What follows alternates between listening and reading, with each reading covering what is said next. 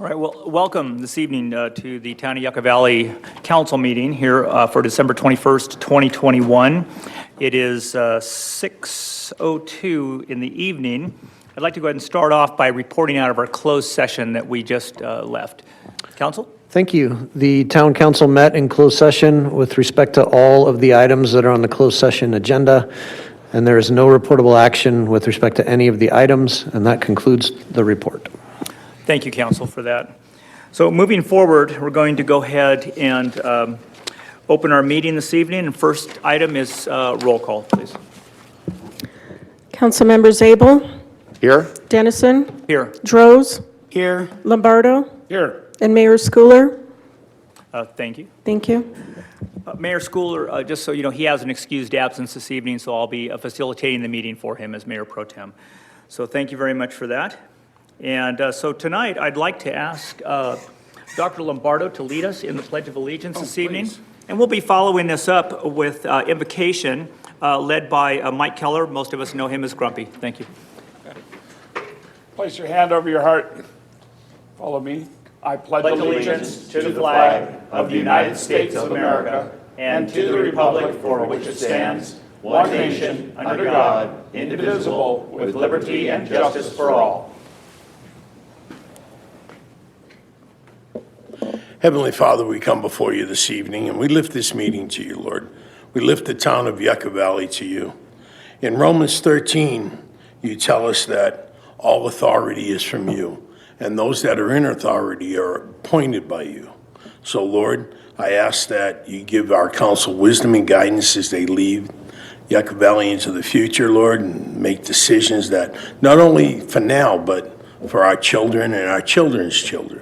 And Lord, I lift all law enforcement, all military, and all those first responders that serve and give of themselves every day. Lord, we thank you for everything you do. In Jesus' name, amen. Amen. Thank you, Grumpy. Staff, do we have any presentations this evening? No, sir. All right, thank you. We're going to move forward. What I'll be looking for right now is approval of the agenda. I'll move tonight's agenda. All second. All right, roll call, please. Council members Abel, Yes. Droz, Yes. Lombardo, Yes. and Mayor Pro Tem Dennison. Yes. Thank you. We're going to move on to our consent calendar. We have items 1 through 12. So I'm going to start off. All items listed on the consent agenda are routine matters or formal documents covering previous town instruction. Items are enacted by one motion and a second without separate discussion, unless a member of the town council or town staff requests dialogue on a specific item at the beginning of the meeting. Requests for public comment on the consent agenda items should be filed with the town clerk. So if anybody would like to or are going to consider speaking on the consent agenda, you'll have an opportunity to speak. Is there anyone from the town that'd like to speak on this item, consent agenda, items 1 through 12? Seeing none, bringing it back to council. Any discussion on the items? No discussion, just a comment. I want to say I'm really excited about item number 5, North Park. I think that's really incredible, so I'm excited about that project. Yeah, I too am excited about the North Park project. It's going to give us one more place for people to enjoy the great outdoors in Yucca Valley, and so adding one more item to our park inventory is going to be fantastic. Yes, I think the community is looking forward to it also. So I'm looking for a motion to move the consent calendar. I'll move the consent calendar. I will second. All right, we have a first and second roll call. Council members Abel, Yes. Droz, Yes. Lombardo, Yes. and Mayor Pro Tem Dennison. Yes. So that moved through pretty quick. We have 3 public hearings this evening, so we're going to go ahead and start off with the first one. Item number 13 is environmental assessment, EA 1321 Development Code Amendment, DCA 0513 definitions, Yucca Valley Housing Element Update, Planning Commission recommendations to the Town Council. So at this time, I'll go ahead and open the public hearing on item number 13. And staff?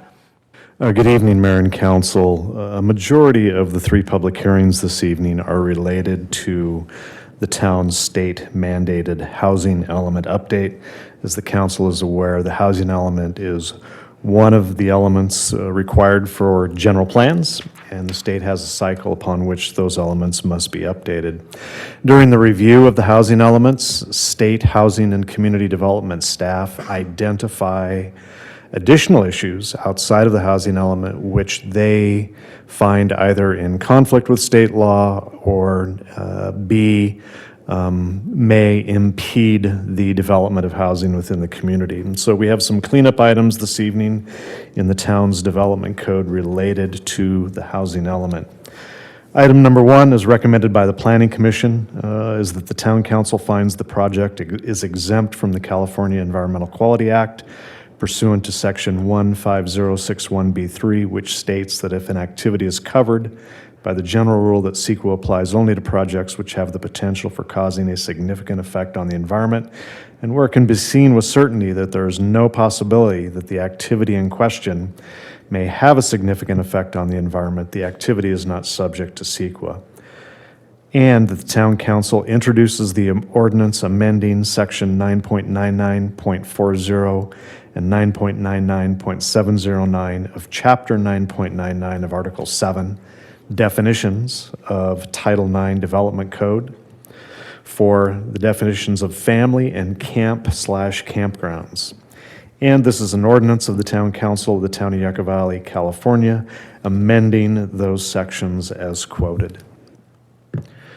So, as part of that update, one of the things that the state staff looked at was the definition of family, and they found that our definition of family did not mesh with state law. And that portion of our definition that did not match with state law is where our definition required personal relationships to exist within that definition. So in the proposed definition, the language referring to personal relationships has been modified, and there's a few other things. So one or more persons living together as a single nonprofit housekeeping unit and sharing common living, sleeping, cooking, and eating facilities.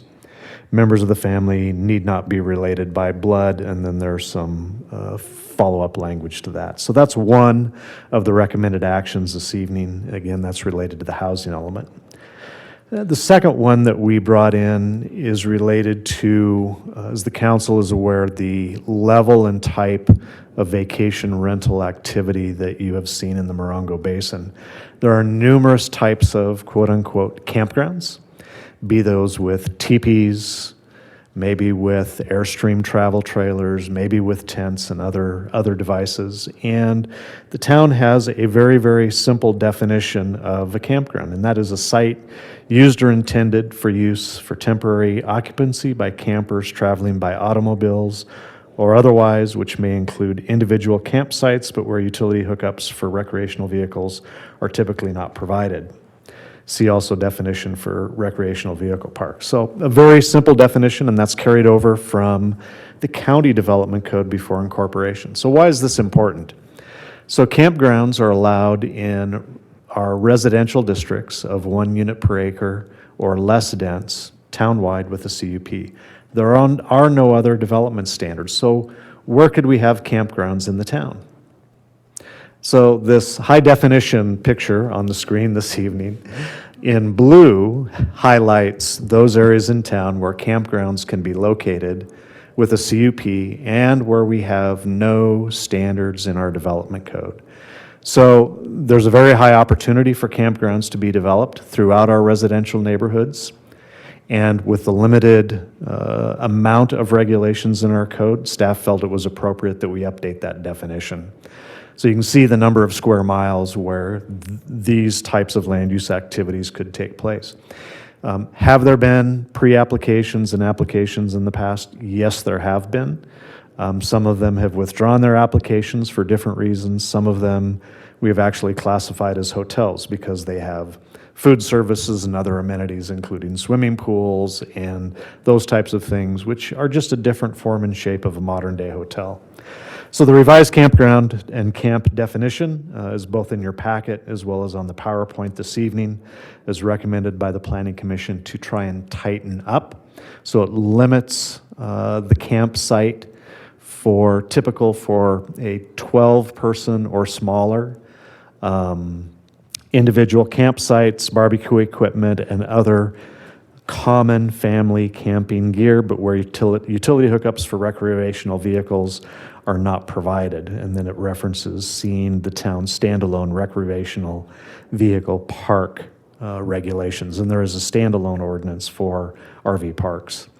Camps or campgrounds do not include glamping, teepees, hotels, motels, or other similar overnight stay facilities. So staff felt it was appropriate to update our definition based upon what was occurring, the trends that were occurring in the basin, especially based upon the geographic area upon which those types of facilities could be developed. Recommendation, as indicated at the start of the meeting, staff would be happy to answer any questions following the public hearing. All right, thank you, staff, for that update. Anyone in the public like to speak on this item, item number 13? All right, seeing none, bring it back to council. Any questions by council? Yes. I think the planning commission did a great job on this, but I have one question with the proposed definition. I see nothing about length of stay, like how long can somebody stay somewhere? I think that unless I missed it, I think that should be included. So there is no definition, there's nothing in the definition that addresses length of stay. And that would apply to, and if we could go back to the PowerPoint, please. That would apply to both the existing definition as well as the proposed definition. So there is no limitation on length of stay. So the council could, if they so chose, could identify a maximum length of stay to be included. I'm not exactly sure what length of time period you're thinking about or considering, or if you've seen regulations from some other either traveling experience or otherwise, but that is language that could be added if desired. Yeah, I'm a bit troubled by seeing that map again. Can you explain that map to me one more time? So everywhere in the blue shaded area, which is RL1 or less dense, so campgrounds aren't allowed in the RS zone, but they're allowed in RL. All of that blue area allows campgrounds subject to a conditional use permit. And by blue, that's both the blue and the aqua blue? Yes, sir. Okay. Now, in the code, and then just to highlight that issue, in the code, there are no further regulations about campgrounds. So that's why staff felt, let's at least get an initial step done and completed, tighten up the definition of what's allowed as a campground, and then down the road further, the Planning Commission can begin working on further regulations. So by us tightening the language, we're still sending this back to the Planning Commission for further study and evaluation? So at this time, the only recommended action by the council is to introduce the ordinance and adopt these two definitions. Future policy discussion on campgrounds is something that's probably going to come up. The commission is continuing their dialogue on definitions of hotels, motels, and those types of facilities in relationship to the changes that are taking place in the industry.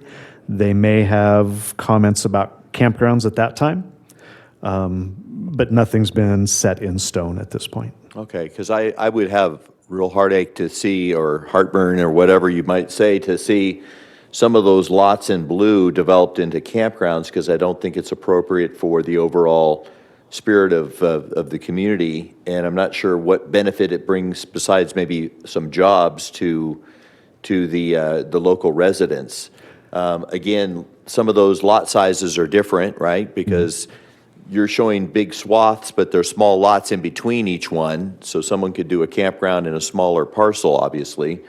And so I don't want to give false impression that we're giving a green light to have campground developments throughout the town. So I just want to make sure if what I'm voting on does not open the floodgates to something that might not be palatable to the residents. So the recommended action before the council this evening tightens up and creates a little bit more of a limited definition of a campground. But if the council desires for further evaluation by the commission in terms of location and lot size and those types of things, the council could provide that direction as part of your recommendation, as part of your action this evening. I would definitely want that direction to be given along with it if we have a consensus. I have a question too. How does a homeless encampment differ from a campsite? Am I stepping in really muddy water there? Well, they don't pull a CP conditional use permit. So that's probably the best read- technical answer on the process. So those are completely different in terms of a formal land use application for a campground versus a homeless site, homeless campsite. Those are two technically different issues. But if we're allowing campsites all over the town, would they? Two completely, Totally think, two okay. totally separate issues. Yes, sir. Okay. And when we think of campsites, we think of tents, but this could be small trailers, it could be small buildings. And that's why with this definition, Yeah. we've separated out from recreational vehicle parks and also no glamping, no teepees, hotels, motels, or other similar overnight stay facilities. So trying to tighten that definition up to help regulate, I think as the council has identified, the possibility of what can occur in all of these different areas of the town. Thank you. I appreciate the staff looking out for us. In your map, does the dark blue any different than the lighter blue, the aqua blue? No, those areas all allow for campgrounds. Okay. Just the white area is not. Could you brief us on what we have today as far as recognized and permitted campgrounds within the town of Yucca Valley? Excluding, of course, we know of Black Rock and those areas, but I don't really know of any other formal campgrounds currently in the town of Yucca Valley. This item before us on this hearing right now is to really further clarify and improve the designation of that type of activity. That's correct. I'm not aware of any formally permitted campgrounds in the town. We did have a formal application for a campground north of Yucca Creek, north of Paxton, around the area of Avalon, and that was going through the review process. The neighborhood started to voice some opposition, and the applicants withdrew that application. And we have had a number of inquiries over the years as the vacation rental market has moved into the Morongo Basin and the most common one has been, can we move travel trailers in on our property to establish them as vacation rentals? So very, very common request. But are there any formal ones? No, I do not believe so. Okay, so, and all of those types of CUPs would, in turn, be presented to the Planning Commission for consideration. That's As long correct. as be vetted by staff, and then ultimately be considered by the council to see if that could be moved forward or not. A conditional use permit is acted upon, the authority is acted upon by the Planning Commission, and then it would only proceed to the council if appealed, which would include a council community. appealing, bringing it forward. Still has the ability to Yes, be a sir. throttle on that type of activity in certain neighborhoods, as the example you gave. Yes, sir, that is correct. Okay. And having it exempt from CEQA is the overall idea? An individual project might have to go under CEQA review? So the CEQA language this evening is just for the ordinance, and only for the ordinance and for the action that you are taking. Okay. That this is not a project, so any land use application that would come in under a CUP still requires review under CEQA. Thank you. You're welcome. Real quick. If it does go back to the Planning Commission, I really would like them to look at length of stay. I think that's really important, because somebody could end up living, on the property. I don't know what the proper length would be, but I think there needs to be a length of stay. So that's all I have to say. So we had an ask by Councilmember Abel did you want further consideration of the item? For the items that you have mentioned? So it sounds like from the council's discussion that the appropriate action would be that the town council accepts the planning commission recommendation for both CEQA and introduction of the ordinance, and then requests that the planning commission further study the issue of campgrounds and appropriate locations and standards. Great, including the length of stay. I'll make that motion. I'll second. Okay, we have a motion and a second on the item to be approved with further consideration by the Planning Commission for those items brought up. Thank you. Roll call. Councilmember Zabel, Yes. Droz, Yes. Lombardo, Yes. and Mayor Pro Tem Dennison. Yes. All right, thank you. Moving on, we still have the public hearing open. We're going to move on to item number 14 on the agenda, and I'll go ahead and let staff identify that item. Good evening, Mayor and Council. This is the continuation of housing element update cleanup items in the town's development code. The same CEQA language as the council heard on the previous item for the exemption under 15061B3 for the CEQA exemption, with a recommendation that the town council introduces the ordinance amending section 9.09 commercial districts of Article 2, zoning districts and development standards of Title 9 Development Code of the Yucca Valley Municipal Code. And reading the title, it's an ordinance of the Town Council of the Town of Yucca Valley, California, amending Chapter 9.09 Commercial Districts regarding mixed-use districts and permitting processes. Very simple. There are mixed-use districts in the town. Mixed-use districts allow both residential and commercial development to occur simultaneously. The state staff asked for two modifications. First, our code in this, and let me turn around and use the screen that the council can see. In the permit process for mixed-use development, currently states specific plan. And the specific plan is one of the more cumbersome, lengthy processes to go through for land use entitlements. And the state staff said that's a little bit too burdensome when we're trying to develop housing. We'd like to see that process modified. So one of the recommended actions in this code change is to modify that from specific plan to site plan review. Site plan review is a simplified process, but still allows the town to implement all of the same development standards that would have been implemented through a specific plan. So this portion changes the permit type, and that's all the changes occurring on this first language. The second was the state staff could not see clearly that residential development could occur in the mixed-use district without the requirement for commercial development at the same time. So to that table in the code, the council would be adding paragraph number 7, which states, residential development may occur within the mixed-use zone without the requirement for simultaneous commercial development. There are very small parcels. There are parcels that are half acre or less in size, and those parcels cannot accommodate both commercial as well as residential development types that occur here in the desert.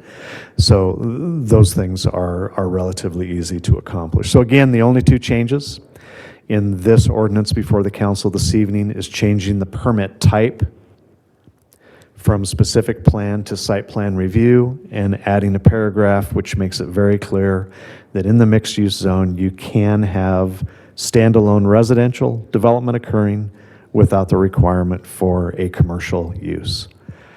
Planning Commission recommendation is before the council. The title has been read, and staff would be happy to answer questions following the public hearing. Thank you, staff, for that update. Is there any public comment on this item, item number 14? Anyone online requesting? Okay. All right, we'll bring it back to council. Any discussion on item number 14?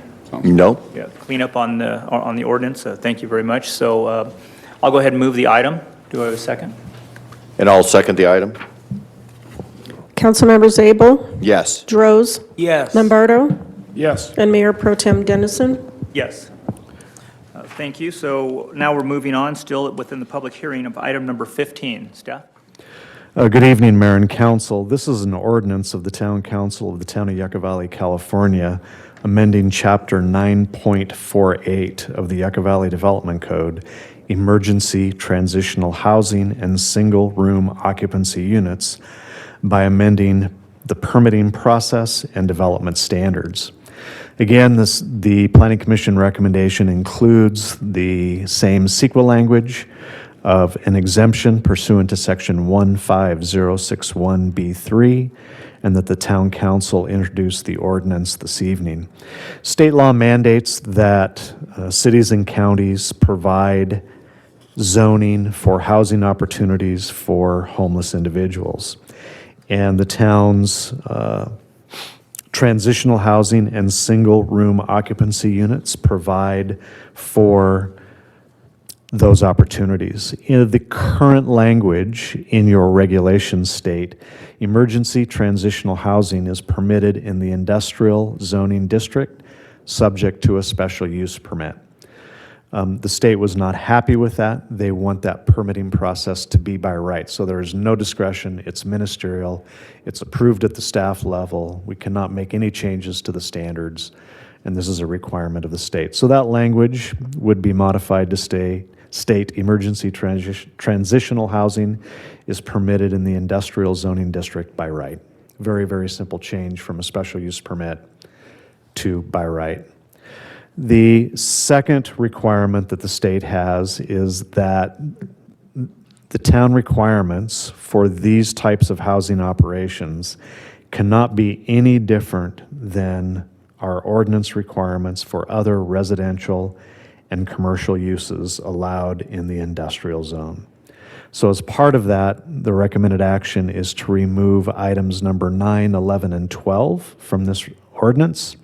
Item number 9 refers to non-operational and unregistered vehicles being kept on the site. That regulation does not exist in regards to residential subdivisions or commercial development by code. Alcohol and narcotics use and consumption are prohibited within the facility and on the property. Again, our regulations do not contain that language for other types of residential and commercial development. And then finally, number 12, which is the operational plan, which is subject to review by the chief of police and director. That language does not exist for other uses, residential or commercial uses within the industrial district. Therefore, the recommendation this evening is that the language is changed to remove the special use permit process and remove items number 9, 11, and 12, as those are not applied to other residential and commercial uses within the industrial land use district. Again, this is a part of the state's mandated housing element update and cleanup to local regulations. That concludes the staff presentation. Be happy to answer questions following the public hearing. Copy. Thank you, staff. Anyone in the public here like to speak on this item, item number 15? All right, seeing none there. Anyone online? No. All right, thank you. And back to council. Yeah, did the state contact us on needing to update these, or is this just something that staff realized that we need to bring up to state? This was based upon discussions with state after they had reviewed the first draft of our housing element, as well as looked at some provisions in our development code. Okay, wonderful. And then emergency transitional housing, the housing wouldn't be transitional, it would be permanent housing for people who need shelter and need a place to stay? So it's typical construction housing, so typical wood framed or steel frame constructed housing. The housing is permanent on the foundation, but it is for homeless individuals. And there are time limits and other restrictions upon which those individuals can reside there before they have to, i.e. transition on to the next type of housing for them. Okay, and then this gives them, or the developer, a green light to develop industrial land for this particular purpose. Doesn't impact the residential districts. Do we still have review of building standards and design? Although we give them the green light to have the project, do we still have control over design and building standards? Only in the same manner within your code. The state, though, does look very carefully at overregulation on these types of facilities. But you are correct, these are not allowed in our residential zones, these are not allowed in the commercial zones. It is specifically limited to the industrial land use district in terms of location. Okay, and I understand the state's desire not to have local jurisdiction stonewall a project and become difficult in developing it, but they still have to have the same building standards and safety requirements of any other construction. Those same building codes apply, yes, sir. All right. Wonderful. Yes, go ahead. Am I correct in assuming that the state wants us to remove what were conditions like no abandoned Yes, vehicles? yes, sir. And no security enhancements to prevent loitering and that sort of thing? There we go, okay. Again, because we do not Because we apply, don't have it in other residential areas. in the code, we do not apply that same language and therefore that same requirement to residential or commercial projects in the same zoning district. So in other words, the state's saying, please be consistent in how you apply rules to other uses in the industrial district as you do to this type of use. So we allow narcotics and all those other things in residential areas, and so we're going to allow narcotics in our transitional housing areas. No, it's, we understand what you're saying and what it may sound like. It sounds like we're setting ourselves up for trouble at these locations. But again, it's the application of the same rules within the same zoning district. Item 11 shows that alcohol and narcotics uses in consumption are prohibited within facilities on the property. That's what it used to say. They want to get rid of that. That's what's got me worried, Ah, is that now those things are going to be removed, and although we yeah. don't specifically state that in our residential areas, now have taken away a tool to help police Well, and control the areas where homeless or transitional housing is. It used to be a way to enhance or to make sure the place stayed safe and orderly. Now we're taking away those things, so now you can have abandoned vehicles, and they can't be removed by ordinance now because you're allowing them to, you're taking away that language. So what's to stop them from having those things now So start to your appear? typical operator, so there's two different things. There's the view of government regulation, and then there's a view of what's the owner and the operator to be doing on the site. And so typically when a developer and a partner who is in the business of homeless and transition housing, they're there to provide a service and to improve the life for the individuals that are moving through these housing types. In that process, they have their own rules. And I think you will see 100% of the time, they have rules that don't allow those things on the site. And they have rules that require the site to be cleaned up. And so that structure we would anticipate is still in place and creating the type of environment that we want to see in those types of facilities. We still anticipate that to occur while the town's regulations meet the state requirements. Yeah, and this is the state that allows what's going on in San Francisco and Venice Beach and all those places where nobody can walk safely anymore. And I don't think I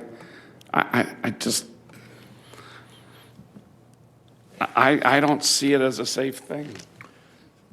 And Well, yet we have to comply with state law, Well- so we're going to allow it, but But there also is a need for housing for those less fortunate and a way for them to be able to I am reenter all into in favor society. of that, but I don't want it to turn into San Francisco where they're, just total disregard for all the regular citizens of the community.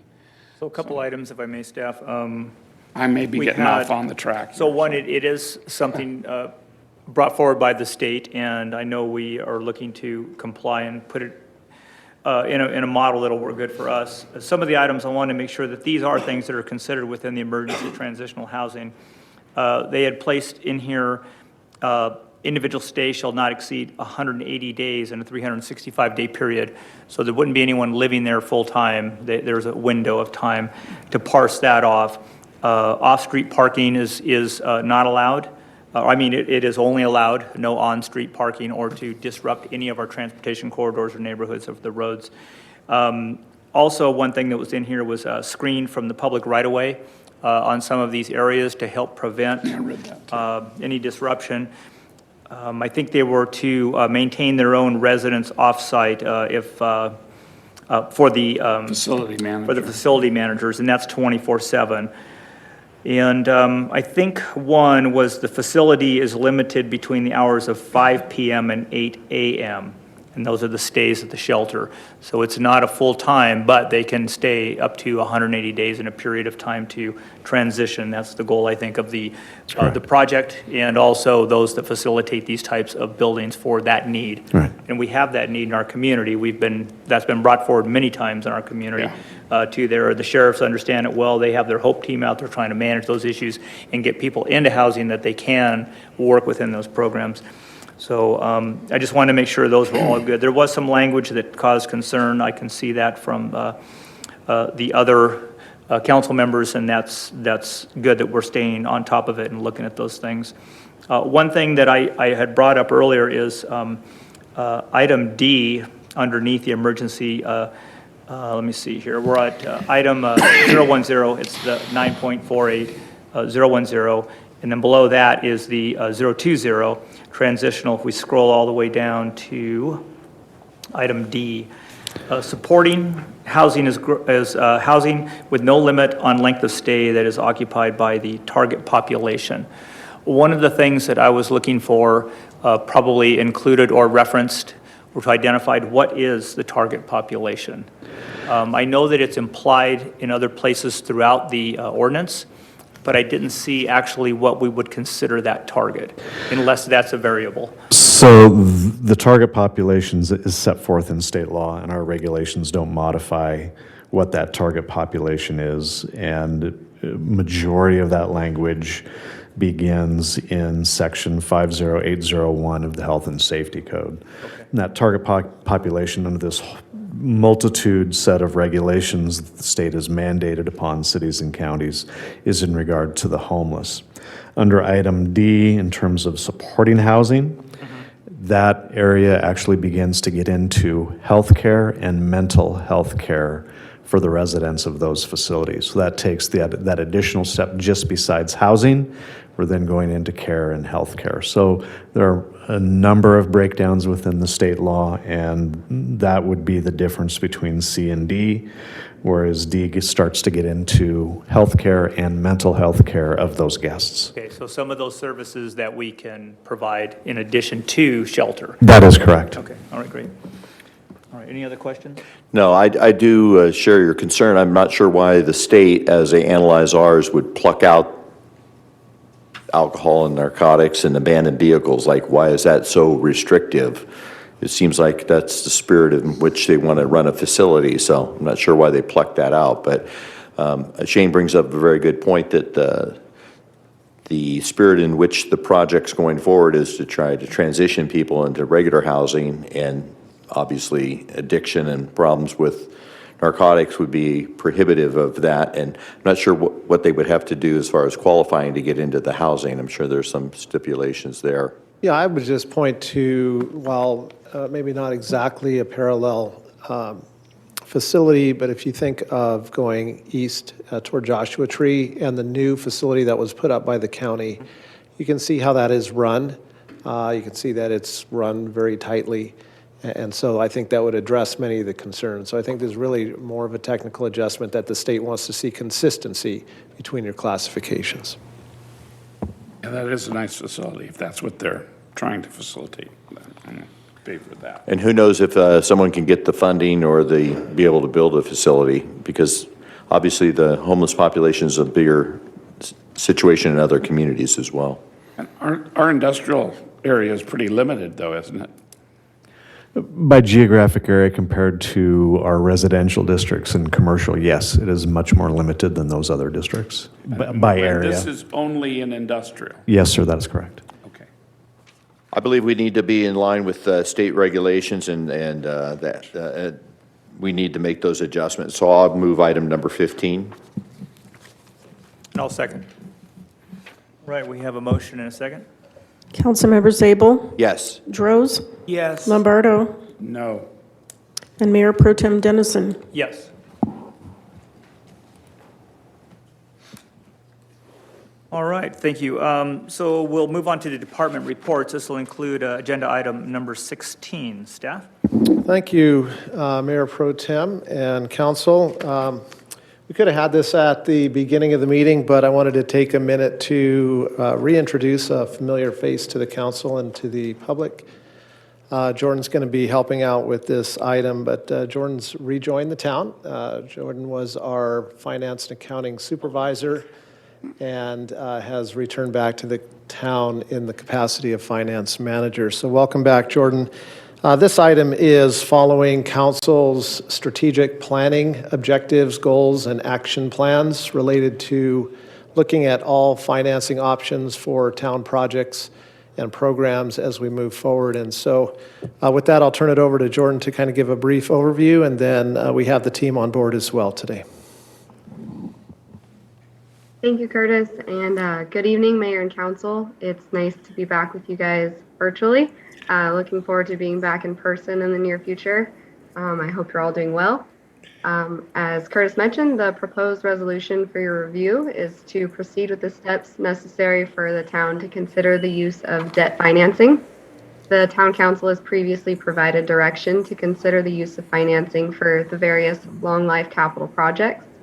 Town staff identified that it's an advantageous time for that, considering the historically low interest rates that would be available.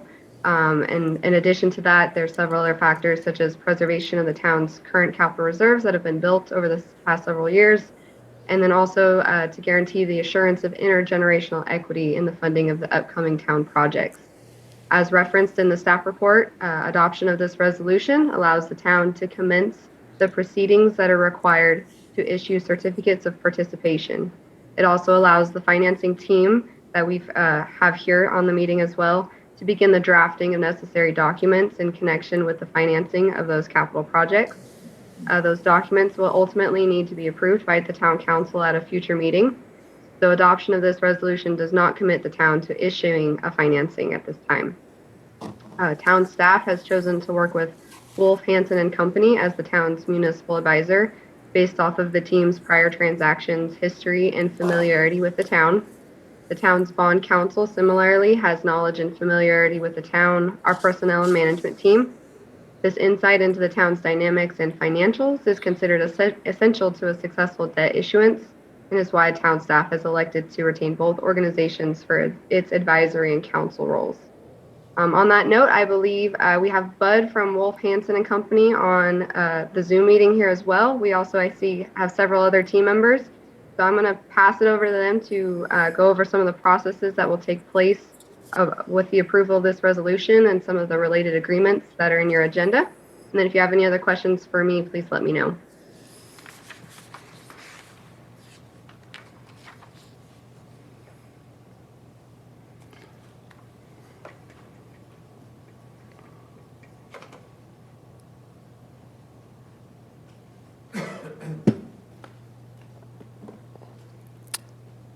Hi, can everyone hear me? Yes. It seems that Bud Levine from our office is having a little trouble with his sound, so I'll get us started while he figures out his sound. Bud, when you get that fixed, feel free to jump in at any time. So good afternoon or good evening. My name is Rob Pankratz. I'm here with Bud Levine. We're from Wolf, Hansen and Company, and we are the town's municipal advisor. Jordan did a great job in her summary earlier, so she's made our job very easy for tonight. But we're just going to quickly cover three brief topics. One, a summary of what is being presented for approval in tonight's resolution. Two, the key steps in the financing process. And three, 2022's outlook for interest rates. So the first item is the resolution that's before you today. It primarily covers two items. The first of which is the approval to commence proceedings to issue the financing. Once this resolution is approved, the financing team will begin to draft the financing documents. These documents will come back to the council on February 1st for final approval. At the February 1st meeting, ourselves, Wolf Hansen and Company, as well as Brandis Tallman, who I'll be introducing shortly, will provide good faith estimates to the council for the financing. That includes total debt service projections, total interest rate charges, and all financing fees. This will be the meeting where the council will give final approval with respect to the 2022 financing, the February 1st meeting. The second item that is contained in this resolution for approval tonight is the hiring of the financing team. The financing team presently consists of a municipal advisor, that's ourselves, Wolf Hansen, a bond counsel, Quentin Timmig, as well as an underwriter placement agent, Brandis Tallman, a division of Oppenheimer. Wolf Hansen and Quentin Timmig both worked with the town in 2018 in the refunding of the town's redevelopment agency bonds.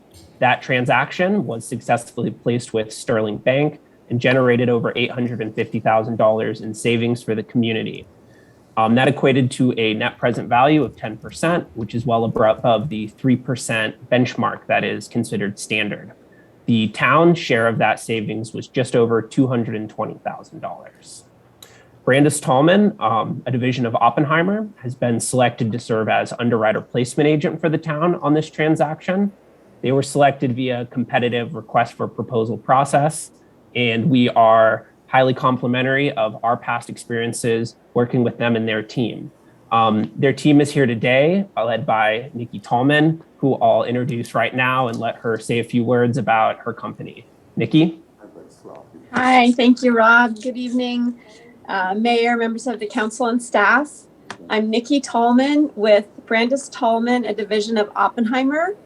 And my team and I were very excited and proud that we're being recommended to serve as the town's underwriter and or placement agent. I've been in the business since 1993 and have significant experience placing COP and lease financings for municipalities in the state of California.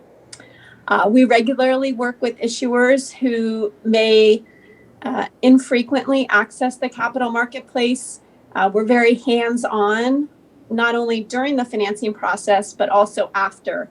And we look to build a relationship with the town and serve as a resource to the town.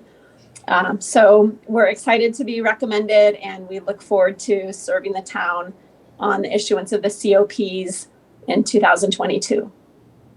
Thank you, Nikki. One more final item on this topic. I just want to note that Wolf Hansen, Quentin Timmig, and Brandis Tallman all work on a contingent basis, meaning any fees that would be charged to the town would only be charged if we successfully complete this financing. Additionally, any fees paid would be paid out of the proceeds of the 2022 financing. Next, I'm going to briefly discuss some of the key steps in the financing process. If tonight's resolution is approved, the financing team will begin what we call a dual marketing process. A dual marketing process allows us to simultaneously explore the private placement and the public offering markets to provide the town with a wide base of potential investors. This process is outlined in more detail in the schedule that's included in item 16A in tonight's agenda packet.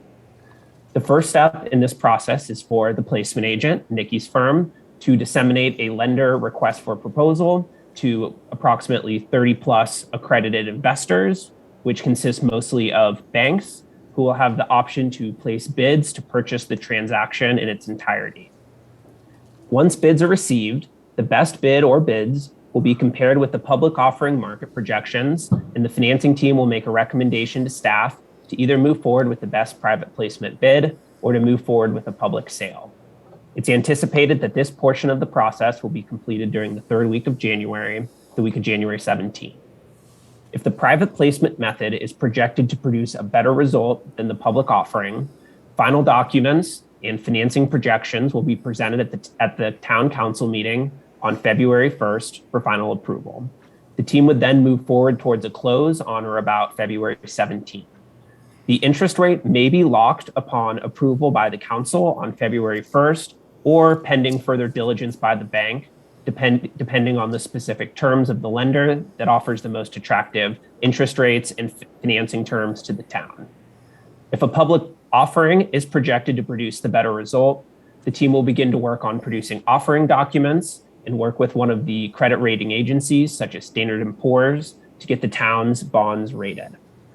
Once all of the material for the public market investors has been completed, the team will move forward towards a bond sale that we anticipate to take place on or about February 23rd. The date of the sale is when the public offering interest rates would be locked. We would then move forward towards a close on or about March 9th. And then the last item I want to discuss briefly is trends in the interest rate market. So this discussion is primarily based on three factors. One, the Federal Reserve. Two, the Treasury market. And three, the tax-exempt interest rate market in which the town will be issuing its financing. The Federal Reserve is the primary driver of interest rates as they set the federal fund short-term interest rate, which along with other factors drives long-term borrowing rates. On December 15th, the Fed announced that it anticipates 3 25 basis point interest rate hikes in 2022. It also intends to end its market support via its bond purchase program by March of 2022. Both of these factors signal for rising interest rates throughout the following year.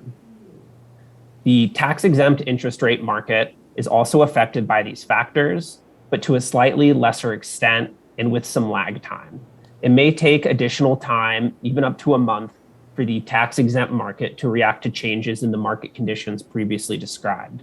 This means that as interest rates are expected to creep up in early 2022, the town will likely be able to lock in rates before we see significant upward pressure on tax-exempt rates.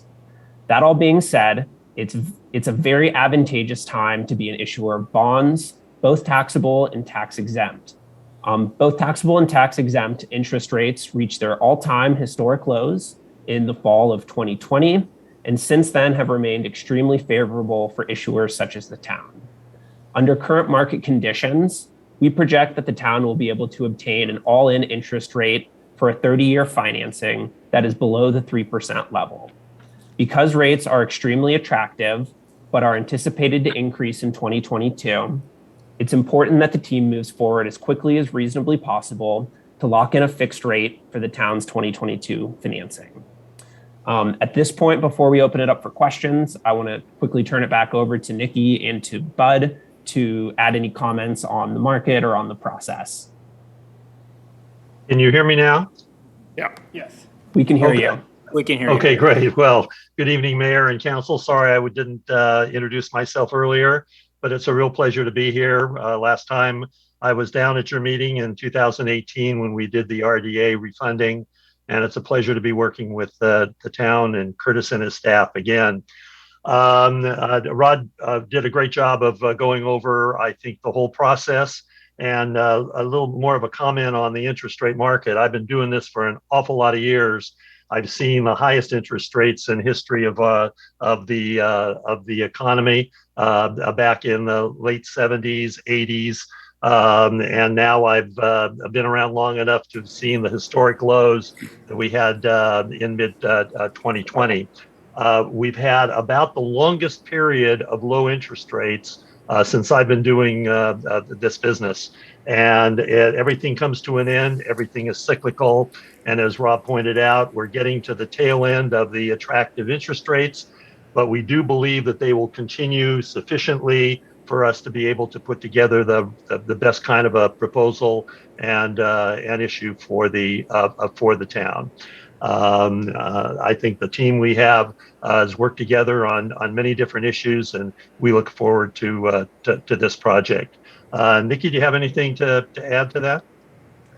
I think the only other point that I would add is we've had an excellent time in the market where the muni market is being supported by inflows into bond funds. So that just means there's a lot of demand for municipal bonds, and it's really been supporting the market. We've had 40 straight weeks of inflows into bond funds, and there's been heavy supply, and it's been absorbed by the investors. And municipal bonds are in favor by investors right now, and it's a good time to take advantage of the market.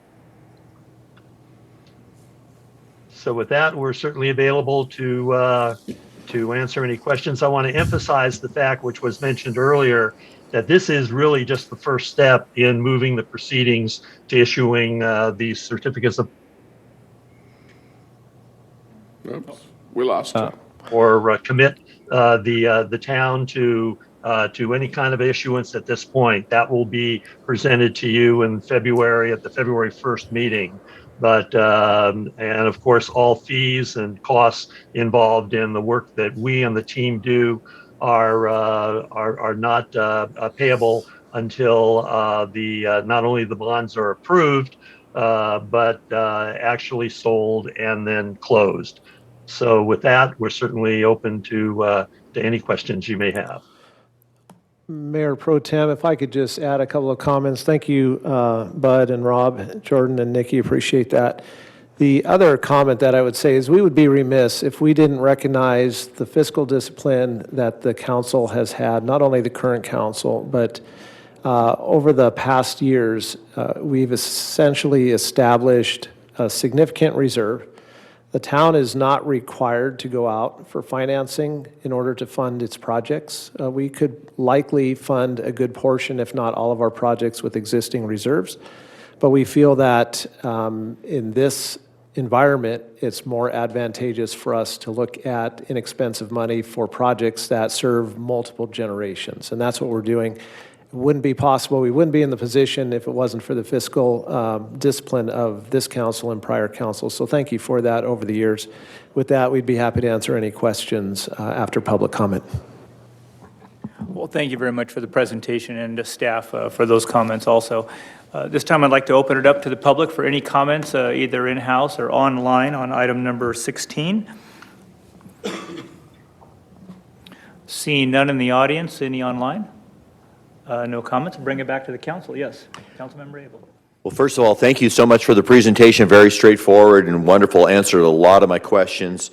I also really appreciate seeing this financing project timeline on when different things happen. And as you said, we're going through the exploration process. There's no cost to the town to move forward on this. I had a couple questions on the bond. How do they end up rating the bonds? Is it by our own personal financial picture or the quality of the project that's being presented? That's a very good question, and I'll start off with the answer. It basically is going to be the financial condition of the town. That's S&P is the most likely rating agency that we will apply to, and they will look at the history of the financings, the financial situation at the town over their audits over the last several years, and look into the source of funds that are going to be used to make the payments on the COPs. And they're not as interested in the projects themselves unless those projects were revenue generating projects that were required to produce revenues to make the payments on the obligation. And since that's not going to be the case here, as long as they're legitimate capital improvements that are acceptable to bond counsel for issuing tax exempt bonds, the projects will not be relevant beyond that. It is mainly going to be the financial status of the town, of the surrounding area. In many cases, it would be the history of performance on outstanding debt. The only debt that you have, I think, in recent times has been the issue that we worked on, which was the successor agency refinancing of the RDA. And of course, those debt payments are bond payments are paid from the property taxes that are generated under that process. And I know those have been, very strong and have been equal to all of the requirements of that particular issue. Great. I'm guessing that the interest rate would be based upon how high our rating is as far as the bond is concerned. So what is the highest rating for a small agency like ourselves? What kind of rating? Exactly.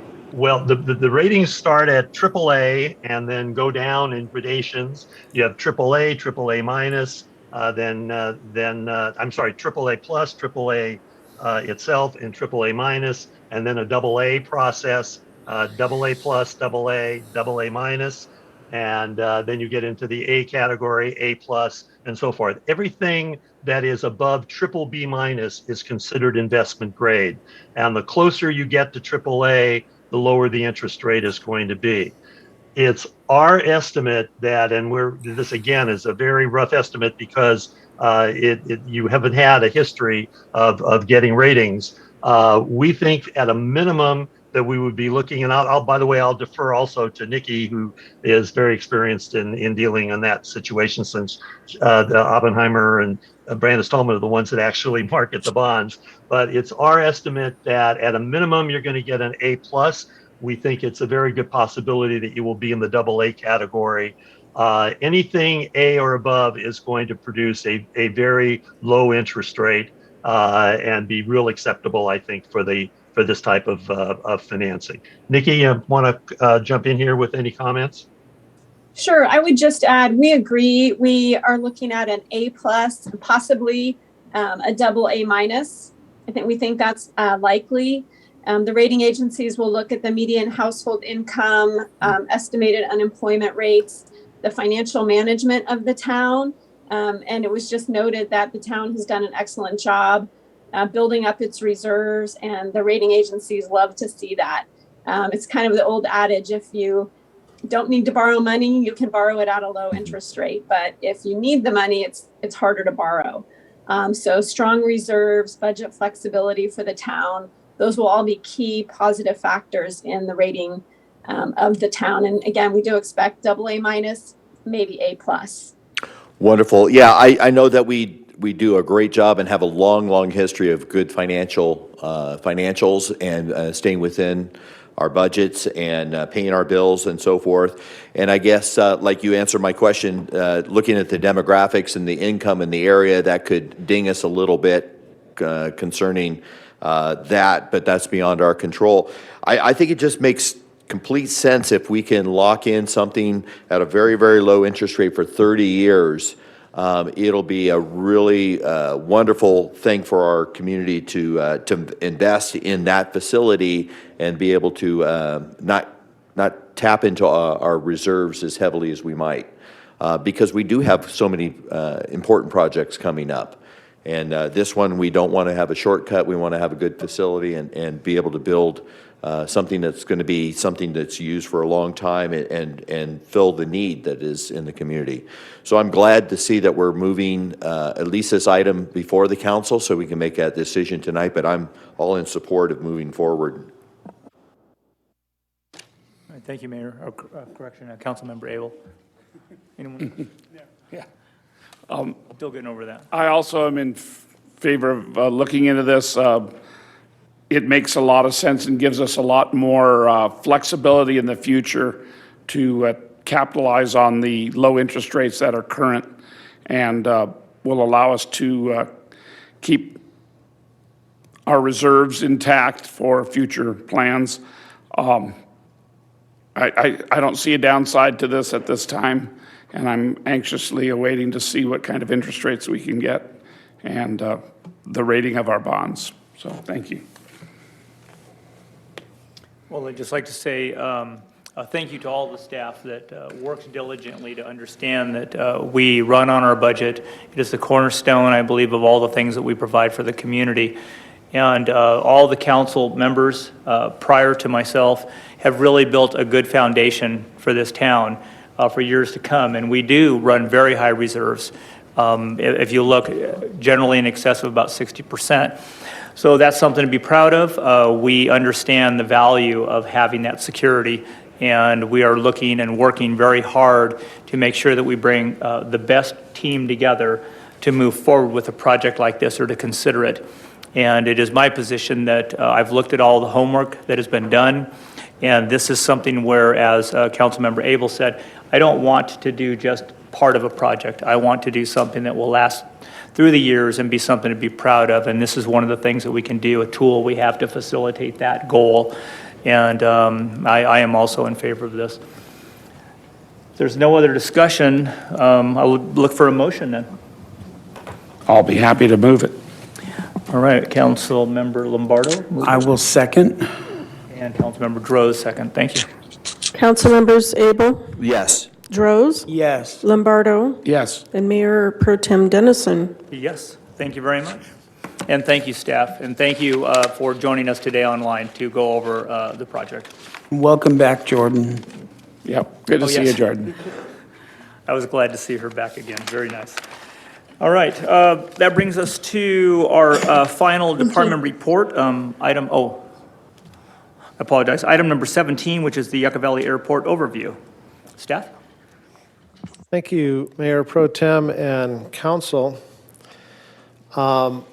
This is a long requested item from Councilmember Lombardo and the rest of the council. I do apologize that it's taken the better part of a half a year to get this back to you. So I guess when you listen to the car commercials on the radio or other stuff, there's always the guy that talks really, really fast and does all the disclosures. We're going to talk about that in a minute. Let me get this thing rolling first of all. There we go. So the town council requested an informational item on the background of the Yucca Valley Airport District, and this is my disclosure, disclaimer, whatever you want to call it. Anytime that we deal with another public agency, the council is always very respectful of that agency, recognizes that they have their own authority and their own decision-making. So just for the record, I want to read this. The town unreservedly states there is no intent, desire, or interest in assuming any of the responsibilities of the airport district. So we do want to make sure that the public knows that. The airport district, I've had communication with them. They know that. The council really simply wanted more information on what the airport district does, what they don't do, what their opportunities are, and maybe what some of the challenges are as it relates to providing a service in the town of Yucca Valley. So the last disclaimer I would say is that I am not the airport expert. I'll be the first to admit that. I am glad to see some of the airport's users and longtime knowledge bases of the airport district here in attendance tonight, so they would be much better to answer some of the questions that the council may have at the end of this. So this is really, I guess, no pun intended, the 30,000-foot view. I don't think this is from 30,000 feet, but somewhere around there. All right, so current structure, the airstrip is privately owned by Yucca Valley Airport Incorporated, and you'll see another diagram of that in the presentation this evening. The airport strip is leased on a long-term basis to the Yucca Valley Airport District. So that's two different parties there. Yucca Valley Airport District is a voter-approved independent special district governed by a 5-member board of directors, very similar to the town council and the 5 members that we have here. That Yucca Valley Airport District was established to provide improvements and maintenance of the airstrip and facilities. Current board of directors, I took this off the website, so I'm trusting that's still accurate. I did have the opportunity to speak with the board president, Stupinski, as well as Mr. Lewis, secretary and treasurer. So those board of directors are listed there for the council and public's information. A couple of quick facts about the airport. It is classified as a community airport, basically providing a connection point from one airport to another. Accommodates primarily single-engine aircraft. It does have limited services. There's no fuel. I don't know if there's still an eatery on site or not. The airport strip is a 35-acre site, and we'll compare that and contrast that with the airport district momentarily. As dimensions there of the runway, aircraft tie-down spaces, and then from their current information that they have on file with the FAA, it's listed at somewhere between 12,000 and 14,000 annual aircraft operations. Again, I'm not the expert, so I'm not quite certain what an aircraft operation is, whether that's a coming or a going or both or something different. This second to last bullet is important and probably one of the key takeaways for the presentation tonight. The airport district is not part of the National Plan of Integrated Airport Systems due to not meeting FAA standards, thereby limiting some of the options or access to capital for capital improvements. And then, as the council knows, the airport has often been used for emergency use, whether that's military to a lesser degree. More often, San Bernardino County Sheriff's Department, CHP, San Bernardino County Fire Department, often you'll see that, or Mercy Air, one of the medics' aircraft as well. A couple of pictures there of the landing strip. Has a latitude, longitude dimensions, as well as elevation of 3224. This looks like it's looking west, coming in from the east.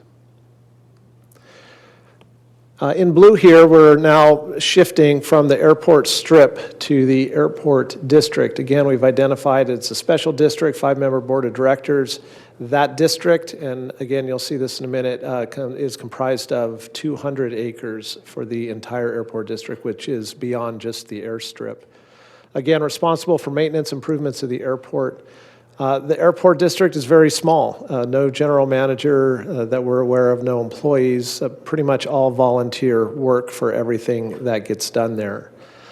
And then the airport district currently is limited in its income. So they have access to a Caltrans grant that's limited, an assessment district that provides some revenues, as well as fees related to the use of the airport. So looking at the last 5 years, revenues bounce around in the $60,000 to $80,000 range, with expenditures somewhere between 40 and 70. So any differential there is socked away, and then capital improvements are done with accumulated reserves unless a special grant is obtained. So this is a picture of the district, so the Yucca Valley Airport District, and you'll see obviously that that is much broader than just the airstrip. This is, let's see if we have the laser pointer on. Whoops. Oh, there we go. Okay, let me do this so you guys can see. So on this dotted line here that goes around, this is the airport district boundary. It goes all the way up and down through there along the side. Actually comes up here and then down and across. The airport strip itself, the 30 acres that we were talking about earlier, is primarily along this area here. Opportunities when you look at a Yucca Valley Airport and what it provides this community, definitely a central location in the basin. San Bernardino County a number of years ago did a study between locations of a potential airport between Yucca Valley and Joshua Tree at the time, and identified that, boy, in terms of location, geographical location, Yucca Valley made a lot more sense than it did Joshua Tree at that time. It's a community airport. You can use it to stop by as you're on your way to somewhere else. Definitely can serve a new generation of users, provides emergency access. It's a pretty simple operation, and then definitely shared use as you've seen in the past. In terms of district challenges, again, it's not included in the NIPIA system, and so because of that, there's lack of access to capital that's really needed.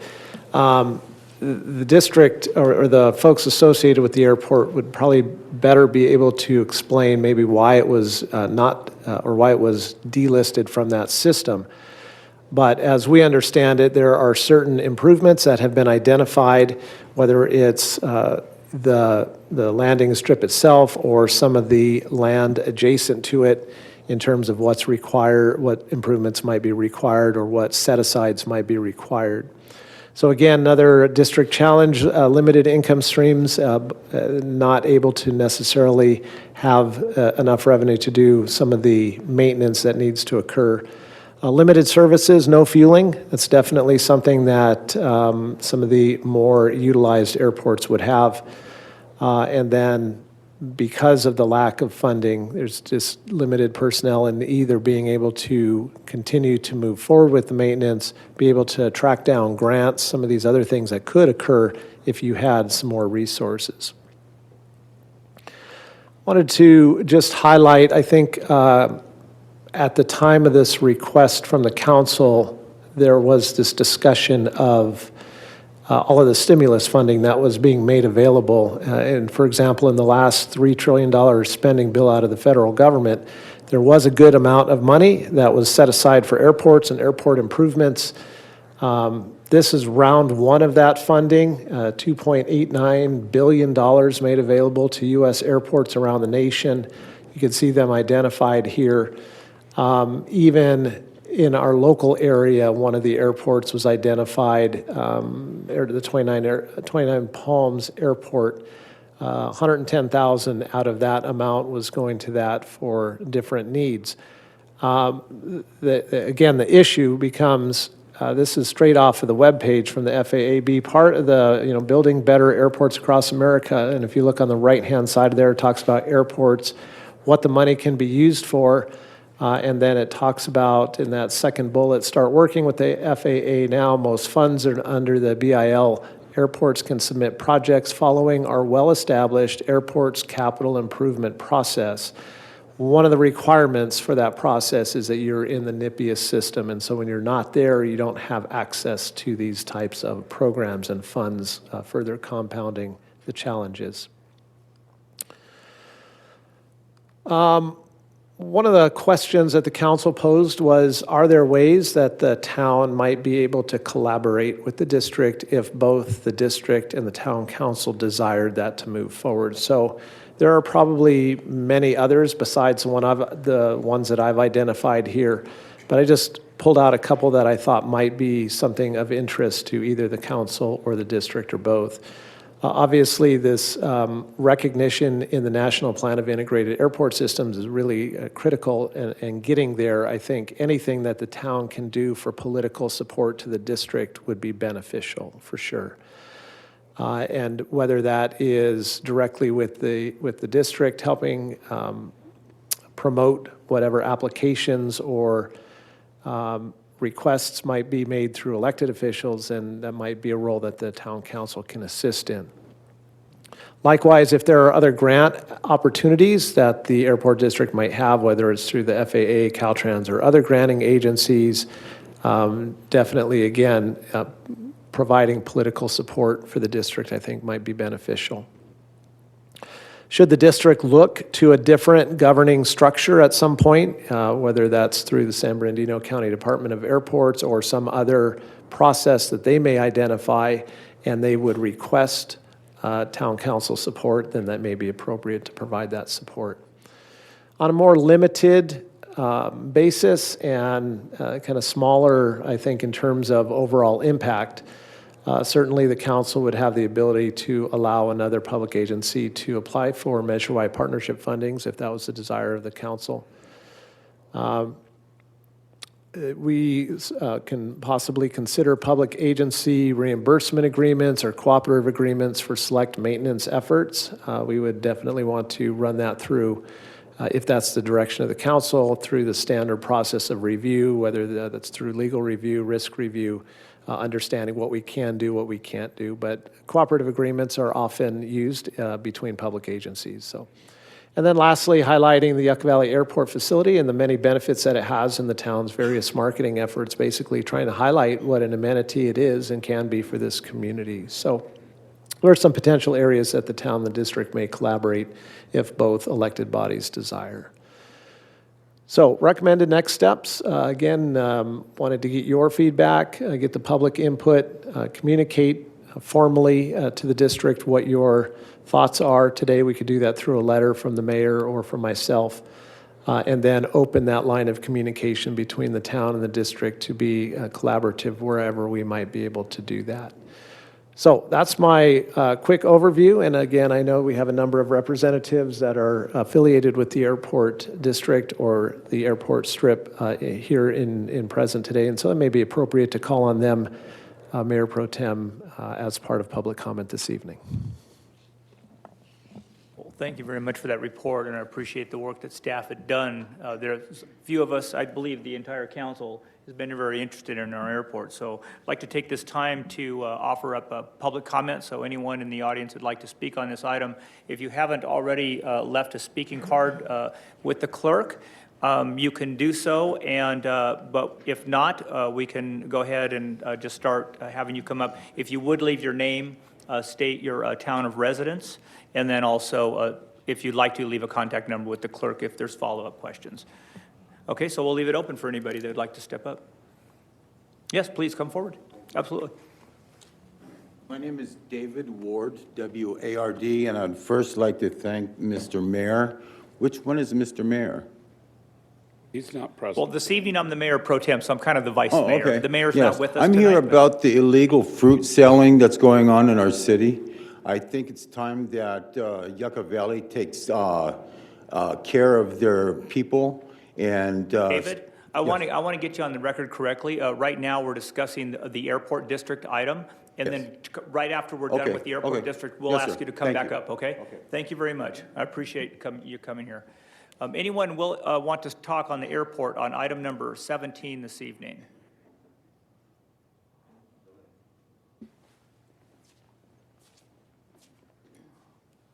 Good evening.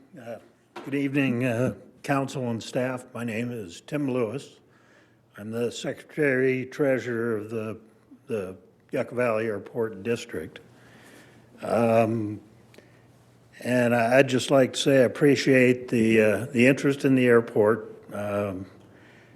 Positive interest is always good.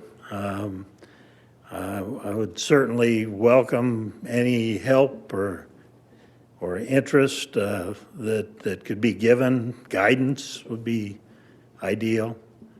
A lot of us aren't career politicians and don't have the resources that, say, the town would have for this type of an operation, and to help the airport with funding or whatever the case might be. And if anyone has any questions on any of it, I'd be happy to try to answer any questions you may have. And that's. Does anyone on the council have any questions? Yeah, for, we'll do that after all the public comment, then we can So call what you we'll back do is up. we're going to have a public comment first from each of you, and then we'll kind of see, where that goes, and then we'll bring it back to council and we'll discuss it, and we'll even open it up to staff to be able to address the items too. Right. So I appreciate your items, Tim. Thank you very much.